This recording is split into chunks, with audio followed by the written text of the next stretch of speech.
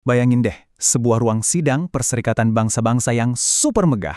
Ruangan yang biasanya penuh dengan ego dan perdebatan panas para pemimpin dunia yang sangat berkuasa, tiba-tiba hening seketika. Nggak ada suara. Mereka semua duduk terpaku, cuma dengerin satu orang. Seorang anak perempuan berusia 12 tahun.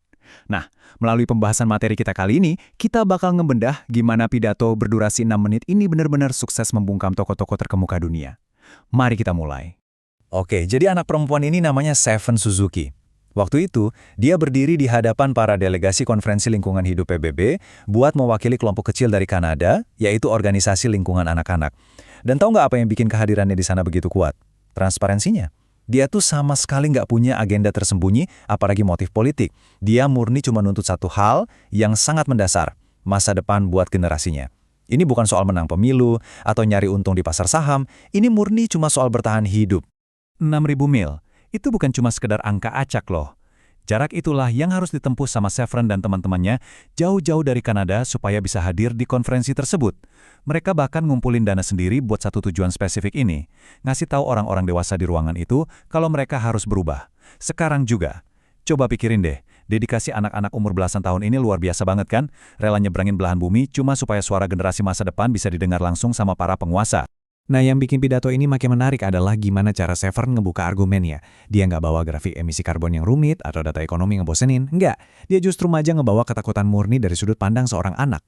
Dia ngomongin gimana rasa takut itu pelan-pelan mulai merayap masuk ke hal-hal sederhana di kesehariannya. Hal-hal yang harusnya menyenangkan dan aman buat anak-anak. Ketakutan kayak apa sih? Jadi dia cerita nih dengan sangat jujur. Severin bilang dia mulai takut keluar dan berada di bawah sinar matahari karena ada lubang ozon. Dia bahkan takut buat sekedar narik napas, karena dia nggak tahu bahan kimia aneh apa aja yang bertebaran di udara. Terus, ada satu cerita yang lumayan bikin merinding. Waktu dia mancing di Vancouver bareng ayahnya, mereka malah nemuin ikan-ikan yang penuh sama tumor. Menyeramkan banget kan? Dia bandingin cerita personalnya ini sama fakta soal binatang dan tumbuhan yang punah setiap harinya. Dia punya mimpi pengen lihat hutan tropis yang lebat, tapi sekarang dia ragu, apa anak-anaknya nanti masih punya kesempatan buat ngelihat itu semua. Dan dari semua ceritanya tadi, keluarlah kalimat ini. Kalimat yang menurut saya paling menohok dari seluruh pidatonya. Dengan nada yang netral tapi tajam banget, dia ngingetin para pemimpin dunia ini soal batasan mereka. Maksudnya gini, orang-orang dewasa yang katanya pinter ini, faktanya nggak tahu gimana cara nambah lubang ozon, nggak tahu cara balikin ikan salmon ke sungainya, atau nyulap padang pasir jadi hutan lagi. Nah, karena ketidakmampuan absolut inilah, logikanya sederhana banget. Kalau kalian nggak tahu gimana cara memperbaikinya, tolong berhenti merusaknya. Wah, ini sih logika anak-anak yang benar-benar nggak bisa dibantah. Oke, setelah ngebahas soal bumi yang rusak secara fisik, Severin pelan-pelan ngubah arah pidatonya.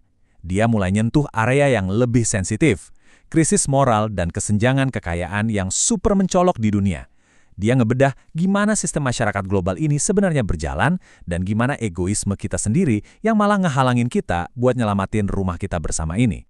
Coba bayangin, bumi ini diisi oleh 5 miliar manusia pada saat itu ya, dan 30 juta spesies lainnya. Severin ngingetin seluruh isi ruangan bahwa terlepas dari apapun perbatasan negaranya atau gimana bentuk pemerintahannya, kita semua ini pada dasarnya cuma satu keluarga besar. Kita menghirup udara yang sama, minum air yang sama, dan nginjak tanah yang sama. Masalah lingkungan ini masalah bareng-bareng.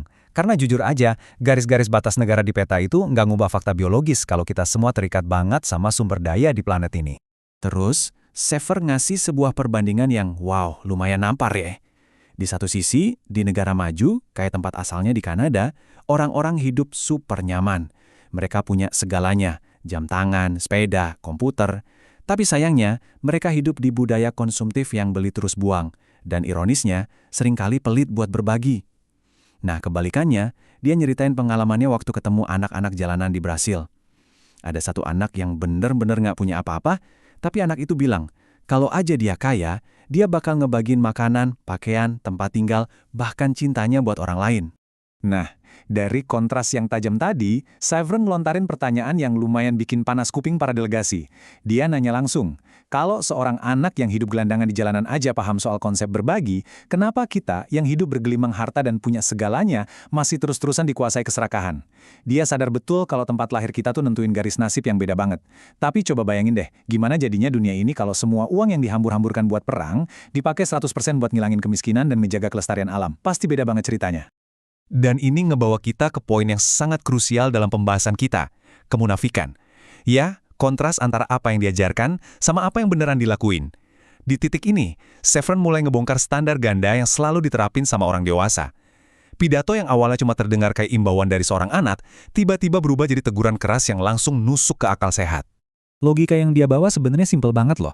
Kan orang dewasa ngajarin anak-anak dari zaman TK buat jadi orang baik.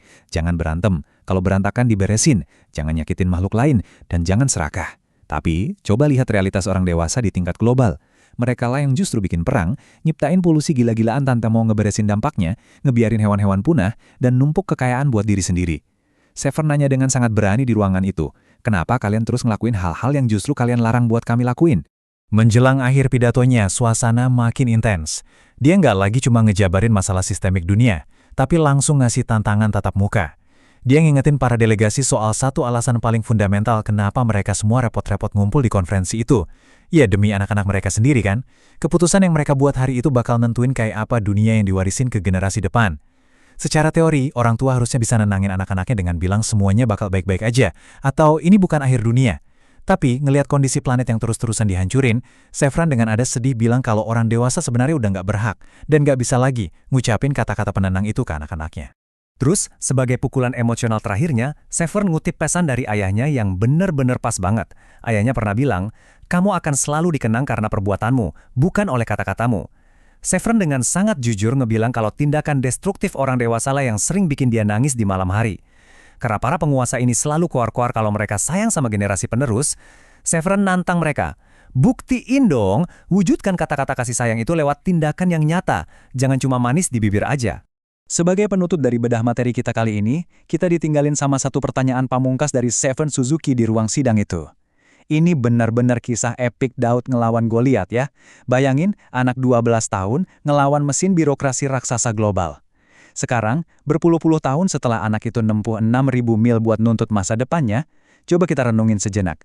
Apa prioritas para pemimpin dunia sekarang udah berubah? Atau jangan-jangan pertanyaan Seven ini harus terus kita teriakan sampai detik ini? Gimana menurut kalian? Terima kasih udah nyimak pembahasan ini, dan sampai jumpa di bedah materi selanjutnya.